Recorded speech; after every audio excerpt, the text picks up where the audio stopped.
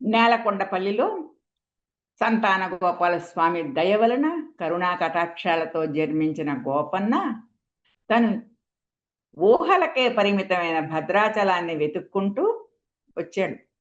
కానీ ఇక్కడ ఒక తేడా ఉంది. అతను మామూలు సామాన్య భక్తుడిగా రాలేదు ఇక్కడ.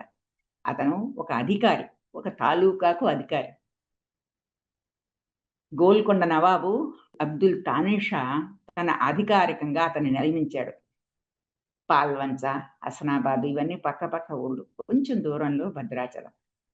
ఇక్కడికి చుట్టుపక్కలకు వచ్చాడు. ముందర అర్థం చేసుకున్నాడు చుట్టుపక్కల ఏమున్నాయి, ఏం గ్రామాలున్నాయా. ఆ గౌతమి నదిని చూశాడు, భద్రాచలాన్ని చూశాడు. కానీ రోజు వెళ్ళడానికి ఉండదన్నమాట. కొంచెం దూరంగా చూసొచ్చాను కదా అని చాలా సంతోషంగానే ఉన్నాడు. మంచి ప్రదేశానికే వచ్చాము చివరికి అని చెప్పేసేసి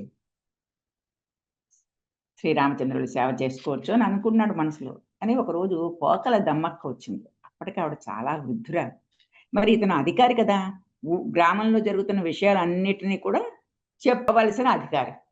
వాళ్ళ ఎవరి కష్టాలు వచ్చినా, ఎవరికి ఇబ్బందులు వచ్చినా, ఎవరి మనసులో ఎలాంటి ఆలోచన ఉన్నా, ఎవరికి ఏ అవసరాలు కావాల్సి వచ్చినా, సామాజికంగా కానీ స్వతంత్రంగా కానీ ఏ అవకాశాలు కావాల్సి వచ్చినా ఇతని దగ్గరికి రావడం తప్పదు. సో ఇతను ఈ హసనాబాద్లో పరగణాలో ఉన్నప్పుడు పోకలి దమ్మక్క చాలా వృద్ధురాలు. ఆవిడ నడుచుకుంటూ మెల్లిగా కష్టం మీద వచ్చింది ఈయన దగ్గరికి. వచ్చి, ఎవరమ్మా నువ్వు, ఏమిటి ఇంత వృద్ధాప్యంలో ఎందుకు ఇలా వచ్చావంటే, నేను ఇలా పోకల దమ్మక్కని, శరభకుల సంజాతని, అంటే శరభకులం వాళ్ళు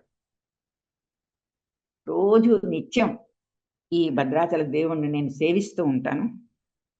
నన్నే ఆయన నియమించుకున్నాడు. చూడండి ఎంత బాగా చెప్పిందో. నన్నే ఆయన నియమించుకున్నాడు కలలో కనిపించి. నువ్వు పూజారినిగా నాకు ఉంటావా అని అడిగేట. అందుకని చెప్పేసి నేను ఆయనకి పూజారిని, మహిళా పూజారిని. రోజు ఒక తాటిపండు పట్టుకొచ్చి నేను ఆయనకి నైవేద్యం పెడుతూ ఉంటాను. పెద్ద గుడి లేదు ఇక్కడ, పెద్ద సౌకర్యాలు లేవు. నాకు పెద్ద పెద్ద నైవేద్యాలు చేయడానికి కూడా నాకేమీ అవకాశం లేదు. నేను వృద్ధురాలను అయిపోయాను. ఇంకా నా వల్ల కొంచెం కష్టంగా ఉంది ఏ పనైనా చేయడానికి. అనుకోకుండా అదృష్టవశాత్తు ఏమిటో మీరు నాకు వృద్ధాప్యం రావడం ఏమిటి, మీరు నేను చేయలేకపోవడం ఏమిటి, మీరు ఇక్కడికి రావడం ఏమిటి, అందులోనూ మీరు రామభక్తుడు అవడం ఏమిటి, ఇంత దూరం మీరు వచ్చారు అంటే ఏదో మహత్తర కార్యం నిర్వహించడానికే వచ్చారు. పైగా మీకు మహత్తర కార్యం నిర్వహించాలని ఉన్నా అవదు. ఎందుకంటే అన్నింటికి ధనం కావాలి, డబ్బు కావాలి. కానీ మీకు ఒక అధికారమైన ఒక పదవి కూడా ఉంది కదా. ఆ పదవి వలన మీరు అందరినీ నమ్మించచ్చు, నచ్చచెప్పచ్చు, అందరితో మంచిగా ఉండొచ్చు అని చేసి ఏదో రకంగా ఈ శ్రీరామచంద్రుడికి కొంచెం చిన్న, అప్పుడు దాకా ఆవిడ తాటేక పాకలాగా వేసి ఉంచింది ఆవిడ. ఏదో చిన్న గుడి అది కట్టి నీ ముందరికి తీసుకెళ్ళచ్చు అని చెప్పేసి ఒక సూచన ఇచ్చింది. ఇంకా నా వల్ల అవదండి, మీరు కాస్త అధికారంలో ఉన్నారు, మిమ్మల్ని కొత్తగా పంపించాడు, చూస్తే మీరు కూడా ఏదో పరమ భక్తుల్లా ఉన్నారు, లౌకిక వ్యవహారాలు ఏమీ మీకు పట్టడం లేదు, చక్కగా ఊరంతా తిరుగుతున్నారు, పాటలు పాడుకుంటున్నారు, అన్నీ చేస్తున్నారు, అందరినీ మంచిగా పలకరిస్తున్నారు. అందుకని మీలో ఏదో సద్బుద్ధి బాగా మాకు కనిపిస్తోంది. మీరు కూడా కాస్త దేవాలయానికి ఏదైనా చేయొచ్చు, చేయవలసిన సమయం కూడా ఇదే, చేయవలసిన అవసరం కూడా ఇదే.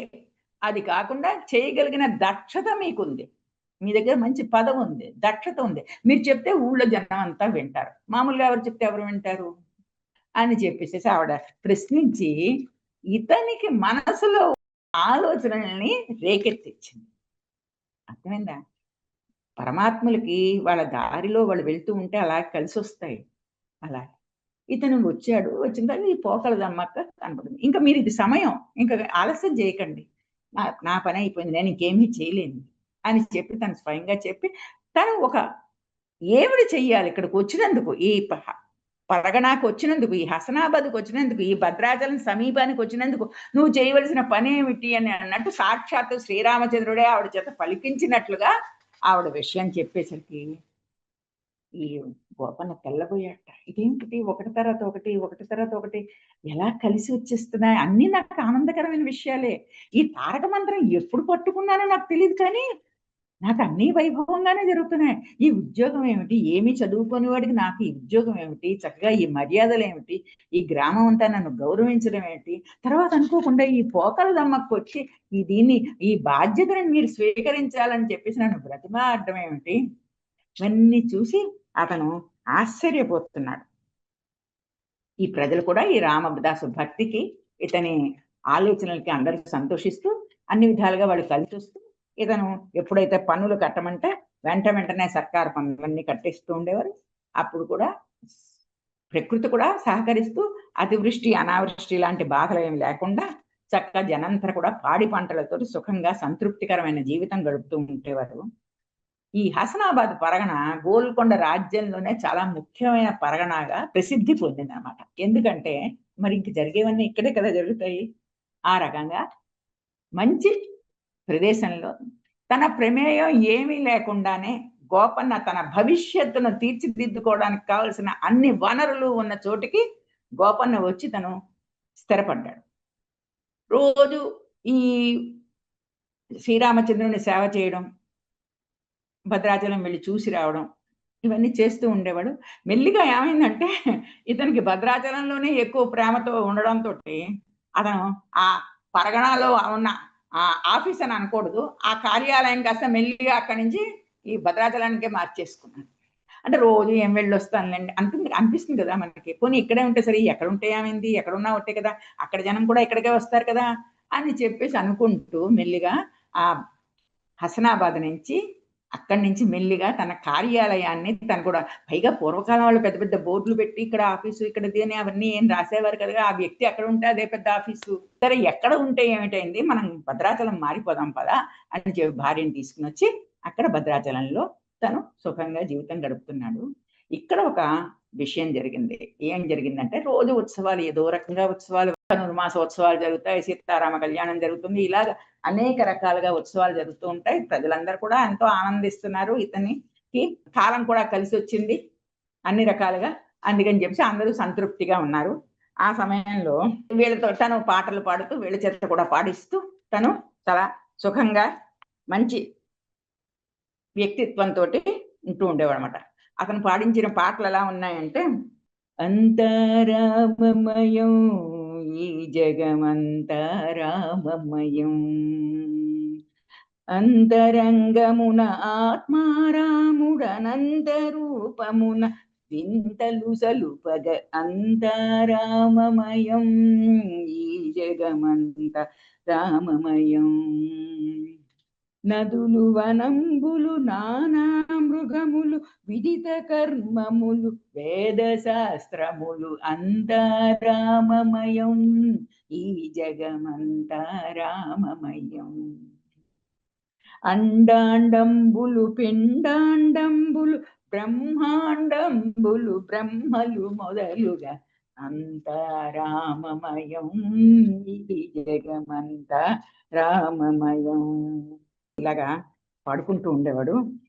అతని ఆలోచనలు ఎలా ఉండేవంటే, తక్కువేమి మనకు రాముండొక్కడుండు వరకు, ప్రకతోడుగా భగవంతుడు మన చక్రధారి అయి సాకుచునుండగా, తక్కువేమి మనకు రాముండొక్కడుండు వరకు. ఏమిటి మనకేమిటి తక్కువైంది? ప్రకృతి ఉంది, అన్నీ ఉన్నాయి, అన్నీ ఉన్నాయి. మనకి పాడి పంటలు ఉన్నాయి, అన్నీ ఉన్నాయి. మనకి దేవాలయం ఉంది, నది ఉంది పక్కనే. నది ఉంటే ఎంత పెద్ద విషయం. నది అంటే, నది నీరు ఎన్ని అవసరాలకి మనకు ఉపయోగిస్తుంది. నెత్తి మీద కొండలు పెట్టుకుని ఎక్కడికి వెళ్ళక్కర్లే కదా, పక్కనే నది ఉంటే. నది మన నిత్యావసరాలకి అది కారణం కదా, అది నది. అందుకే సంస్కృతులన్నీ కూడా నదీ ప్రాంతాల్లోనే వెలిసాయి. నీరు ముఖ్యం కదా అందరికీ. దశగ్రీవమును దండించిన దశరథ రాముని దయమనకుండగా, దయ ఉన్నది, దేవుడు ఉన్నాడు అక్కడ, మనకేమిటి తక్కువ అన్నారు. రామదాసునిల రక్షించదనని ప్రేమతో పలికిన ప్రభువిటనుండగా, దేవుడున్నాడు, నన్ను రక్షిస్తానని చెప్పాడు. ఇంకా ఉన్నప్పుడు నన్ను రక్షిస్తా మిమ్మల్ని రక్షిస్తారు కదా. అందుకని మనకి తక్కువేమీ లేదు, అన్నీ ఉన్నాయి.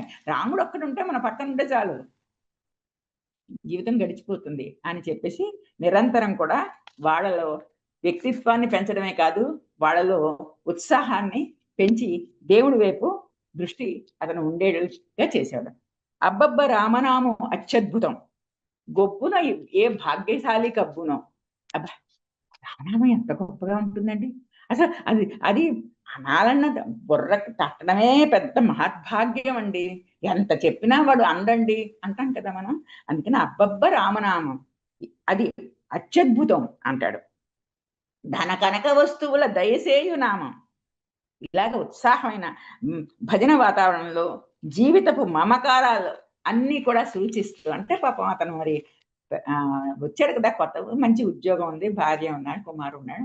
అన్ని కూడా తను అనుకోకుండానే గౌరవం ఉంది, అన్నీ ఉన్నాయి. తను ఆనందంగా ఉన్నాడు. ఆ ఉత్సాహాన్ని అందరితో పంచుతూ ఆ ఆనందాన్ని, ఉత్సాహాన్ని వేరే రకంగా అతను వృధా చేసుకోకుండా దైవనామ స్మరణతోటే ఆ దేవుడు ఎంత ఎంత దయగలవాడో, మనం ఏ రకంగా మనం ఆయన్ని సేవించాలో నిత్యం చెబుతూ ఉంటే జనం కూడా మంచి మాటలే చెప్తున్నాడు కదా అని చెప్పేసేసి జనం కూడా ఈయన వెనకాలే తిరుగుతూ ఉండేవారు. ఆ రకంగా ఊళ్ళో కూడా ఏంటంటే ఉత్సాహం, గోపన్న వ్యక్తిత్వం పట్ల గౌరవం ఏర్పడింది.